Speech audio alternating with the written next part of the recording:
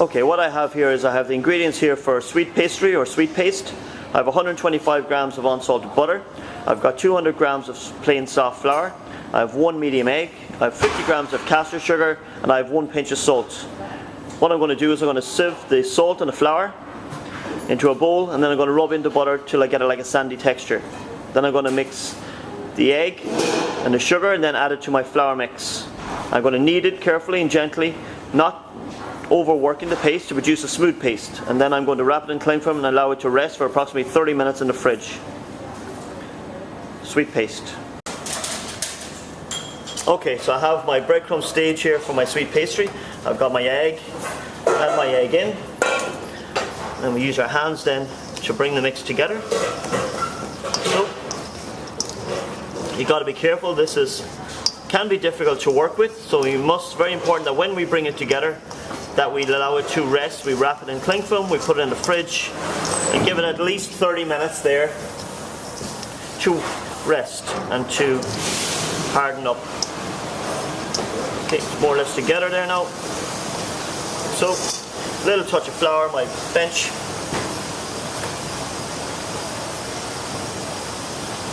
And we just work it to bring it to a smooth paste. As you can see there, it's quite light. Be careful not to work too much flour in, or you will dry out your dough. And there we have our sweet pastry based. We cover that with cling film and we set it in the fridge for approximately 30 minutes.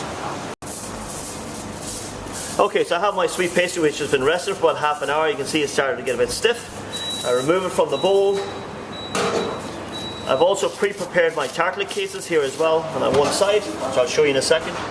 Okay, I have greased and floured these so that the pastry doesn't stick when it's cooked. So what I'm going to do, I have a little bit of flour.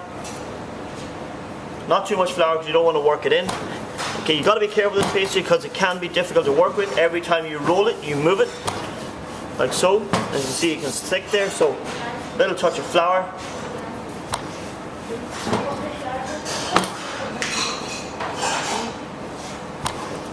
Okay, so I'm rolling it out here. Once it starts to get big then, use that to lift it, like so, onto your rolling pin. And keep turning it, like so, or else it can stick. I don't want it to stick. Like so. Once you have the desired thickness, you're talking about 4 mil there, something like that. Like so, we're just ready. Like so.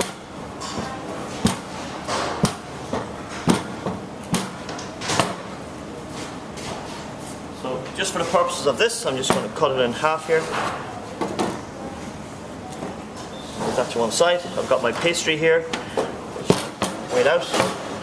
I have my tartlet case, which is pre-prepared, so that is part of your pre-preparation.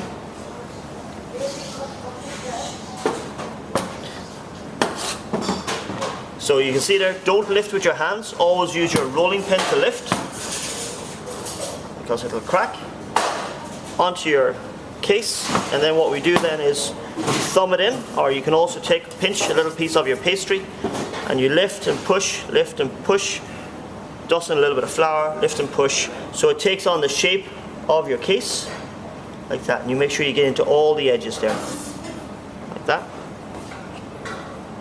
And what we'll do is we'll place these back in the fridge and allow it to chill for about 15 minutes or so. You can cut off some of the excess, but the rest will be cut off at the end once the tartlet case is cooked. So make sure you have no holes. Tartlet case, allow it to rest, and then we will bake it blind. Okay, so we have our sweet pastry cases here that we've removed to check. So you lift your baking beans, just touch the dough. It still feels a little bit doughy, undercooked, so we've got to put these back in. As you can see, I have my greaseproof paper, my baking beans. Give them another 4 minutes or so, take off our greaseproof, put them back in, give them another 2 minutes, and then they allow them to rest on a cooling rack. We can also seal the cases by brushing with a little bit of egg white to seal the bases so we don't have any liquids if you're going to put in pastry cream or something like that, so it won't absorb and make it soggy. You can also use white chocolate as well. Sweet pastry cases. Okay, so here we have our fruit tartlet case. our basic sweet pastry tartlet case that I've cooked. I've used a serrated knife there just to trim off the edge there. As you can see, I've just removed some pieces there that would fall off. So you have a nice, neatly trimmed tartlet case. You can just turn it out there. If you've greased and floured well, then your ring will come off.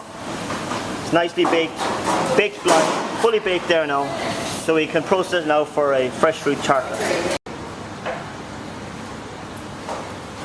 Okay, what we have here is my fruit prepared. I have some oranges, blackberries, strawberries, pear. I have some apricot glaze, which is apricot jam, a little bit of boiling water. Boil it up, strain it so it's nice and clear to glaze. I have my tartlet case, which I have ready there, prepared, cooked, cooled. And I'm going to have my pastry cream, which is now cold. So we fill it with our pastry cream. You can pipe it in, or you could just put it in there like that, fill it up. Leave that to one side, and then you put your decorated strawberry in, which you've pre-cut like so. And if you need more slices, then I'll leave them to one side. Some pear here like that. Put my orange segments like so. 2 is probably enough there. Fill up with my berries. This is just a very, very simple fruit tart, and then we just glaze it then. And what that will do is it will protect the fruit from discoloring. And what it will do is it will give our fruit a nice glaze and shine. Pop that guy back. And then we pop that back in the fridge just to set. And then we can dust it with icing sugar if need be.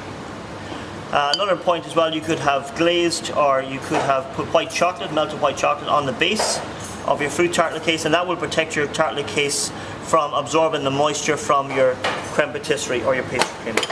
And you just put it on our little plate there, and you have fresh fruit tart done.